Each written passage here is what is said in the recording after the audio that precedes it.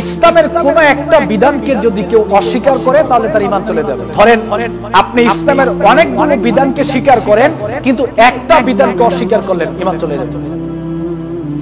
সূরা বাকারার 85 নং আয়াত, আফাতুমিনুনা বিবাদিল কিতাব ওয়া তাকফুরুনা বিবাদ ফামা জাযাউ মান ইয়াফআল যালিকা মিনকুম ইল্লা খিজুন ফিল হায়াতিদ দুনিয়া ওয়া ইয়াউমাল কিয়ামাতি ইউরাদ্দুনা ইলা আশাদ্দিল আযাব।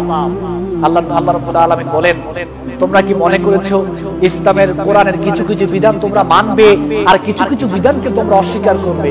যেইগুলো তোমাদের মন মতো হবে ওইগুলো মানবে আর যেগুলো মন মতো হবে না ওইগুলোকে অস্বীকার করবে। এই যদি হয় তোমাদের অবস্থা, তাহলে দুনিয়াতে তোমাদের জন্য রয়েছে লাঞ্ছনার জীবন আর পরকালীন জীবনে তোমাদের জন্য রয়েছে কঠিন আযাব। সুতরাং ইসলামের কোন একটা বিধানকে যদি কেউ জেনে শুনে অস্বীকার করে তাহলে তার ঈমান চলে যাবে। সর্বশেষ পয়েন্টে আজকে যে কথা বলতে চাই সেটা হলো, ইসলামের কোন বিধানকে নিয়ে যদি কেউ ঠাট্টা বিদ্রূপ করে তার ঈমান চলে যাবে। ইসলামের কোন বিধানকে নিয়ে যদি কেউ ঠাট্টা বিদ্রূপ করে, কোন বিধানকে, তার ঈমান চলে যাবে।